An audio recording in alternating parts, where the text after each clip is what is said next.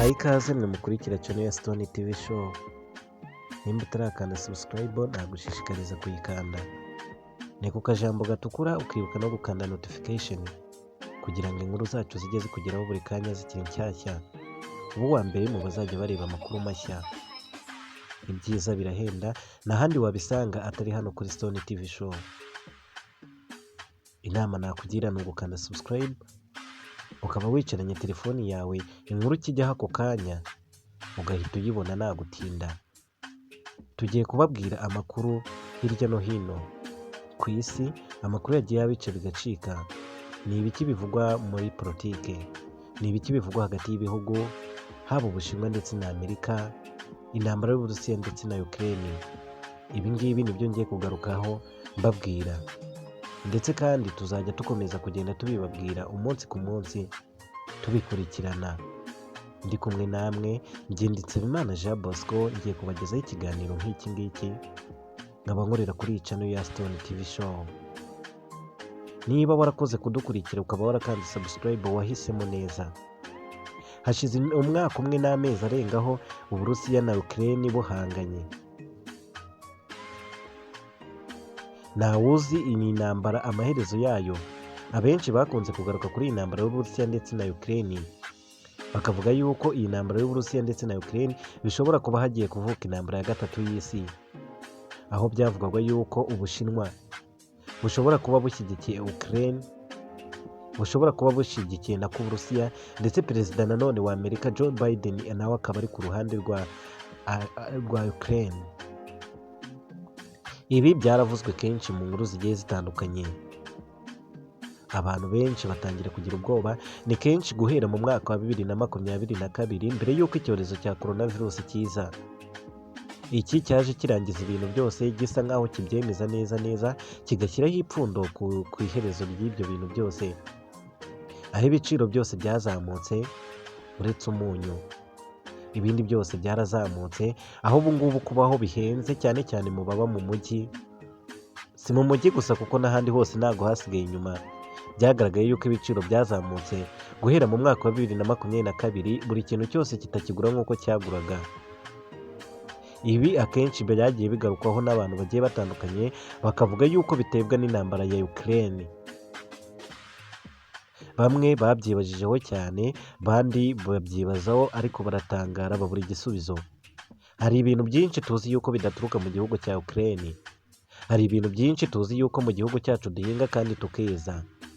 Ni ukubera iki ibijumba byazamutse, ingano cyangwa se ibigori, imyumbati ndetse n'ibindi byose kandi bihingwa mu gihugu cyacu? Ibi byose byaturutse hehe? Nibyo ngiye kugusobanurira. Buri kimwe cyose cyarazamutse, atari uko gituruka muri Ukraine, ahubwo munagihinga mu gihugu cyanyu imbere. Ni gute ibintu bizamuka kandi mubihinga mu gihugu cyanyu imbere ari namwe mubyezereza? Aba ngaba abantu bose akenshi bakunda kubyibazaho, dore uko ibintu bigenda bihanahana mu biciro bikarushaho kuzamuka, ndetse nawe ubwawe bikaza kuguhenda kubigura. Perezida w'Uburusiya Volodymyr Zelensky yavuze yuko Ukraine iramutse isinziriyeho gatoya, ikarangara gatoya, igacika intege, Uburusiya bwakifashisha iki cyuho bushyira Ukraine hasi mu minota itari myinshi cyane. Uburusiya bukaba bumaze gufata igihugu cya Ukraine cyose, nk'uko Uburusiya bwabyihaye mu ntego yabyo bujya gutangira iyi ntambara. Ni intambara byari bizwi ko izoroha, izamara igihe kitari kinini cyane. Ibi bihugu byombi bikaba byamaze kwiyunga, ariko nanone ni intambara imaze gufata indi ntera cyane. Uburusiya ntabwo bwigeze bumenya yuko Ukraine ikomeye bigeze aha ngaha. Bwari buzi yuko bugiye gutera igihe cy'ukwezi kumwe gusa bukaba bwamaze gufata igihugu cya Ukraine. Ibi ngibi ntabwo ariko byagenze, kuko byaje gufata indi ntera nini cyane. Uburusiya bukomeza kurwana ariko biranga. Rimwe bagafata ibirwa bigiye bitandukanye bimwe na bimwe, ndetse bugatangaza yuko habura gatoya ngo igihugu cyose cya Ukraine gifatwe, ariko bikanga. Ukraine yari ikomeye ku buryo buri gihugu cyose kitabasha kubitekereza. Ni iyihe nkomoko intambara ya Ukraine ndetse n'Uburusiya byaturutseho? Mbere na mbere ndabanza ngusobanurire uburyo ibi bintu byose bigenda bihinduka ndetse bikagira ingaruka ku batuye hirya no hino ku isi. Aha ngaha turaza gusoreza hagati y'ihangana riri ku gihugu cya Amerika ndetse n'Ubushinwa. Nguko ukuntu ibintu bigenda bihenda bikava hirya no hino ku isi bikakugeraho aho utuye aho ngaho, nawe bikaguhenda, buri cyo ugiye kugura cyose ugasanga cyarahenze, ibiciro biri hejuru cyane bitewe n'ingano y'ibyo ukeneye ndetse n'amafaranga ufite. Buri gihugu cyose kigira ubukungu bwihariye, bwaba ubukungu bwo mu butaka, bwaba ubukungu bw'ikoranabuhanga cyangwa se ubukungu bw'ibyo bakora bitandukanye. Buri gihugu cyose gifite ibyo ikindi gihugu kidafite. Buri gihugu gifite icyo kirusha ikindi. Buri bihugu byose, hari ibihugu biteye imbere hakaba n'ibihugu bikiri kwishakisha. Hari ibihugu byateye imbere ndetse binasiga ibindi. Ubu ngubu hari ibihugu byinshi bikeneyeho ubufasha ku bindi bihugu, bwaba mu buryo bw'amafaranga, uburyo bw'intwaro ndetse n'uburyo bw'ibikoresho bigiye bitandukanye, haba mu bwenge ndetse no mu bindi. Aha niho hazava rero guhendwa kw'ikintu runaka cyangwa se guhenda kw'ikintu runaka umugozi agiye kugura. Aka kanya perezida w'Uburusiya yigeze gutangaza yuko nta peteroli izongera kwambuka mu gihugu cye ngo ijye mu bindi bihugu. Icyo gihe nibwo ibintu byose byatangiye kujya hejuru, ibiciro biba binini cyane.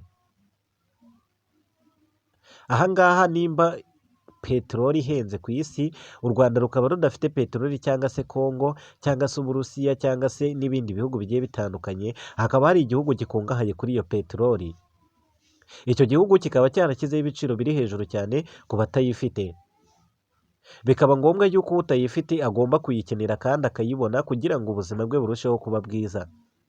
Aha ngaha uzemera ugure uhenzwe ariko ubigure. Byaturutse kuri peteroli. Uwaguze peteroli nawe iyo amaze kuyigeza hahandi nawe hahandi yayiranguriye ayizanye, kubera yayiranguye ahenzwe nawe azahenda abandi. Aka kanya wowe ucuruza imodoka najya kugurisha imodoka ze azakenera peteroli nyinshi yo kugira ngo izo modoka ze zigere ku isoko, ya modoka izaba izitwaye izaba yanyweye. Uwo nguwo nawe umucuruzi ucuruza umunyu cyangwa se umucuruzi ucuruza ibijumba najya kujya mu ntara azakenera icyo twita esanse, nayo iri mu bigize peteroli. Akenshi iyo bavuze peteroli ujye wumvamo gaze ndetse n'ibyerekeranye nabyo. Azakenera lisansi nyinshi yo kugira ngo agere mu ntara ibyo bijumba bizane nimba ariho agiye kubikura. Kubera ko yahenzwe nawe nabizana bya bintu azahenda umucuruzi ukeneye gucuruza bya bicuruzwa agiye kuzana, namuhenda umucuruzi nawe azahenda umuguzi, ibintu bibe bigiye bihenze gutyo, bibe biturutse hanze bigeze n'aho ngaho uri. Nibyo koko intambara y'Uburusiya ndetse na Ukraine yagize uruhare runini cyane mu kugora ubuzima bw'abantu ndetse ugira uruhare runini cyane mu kwiyongera kw'ibiciro ku masoko amwe n'amwe. Nguko uko ibintu bigenda bihenda, weho ukaba utari ubizi. Aka kanya hari ihangana rikomeye cyane hagati y'igihugu hagati y'igihugu cy'Ubushinwa ndetse na Amerika. Amerika irashinjwa uburyarya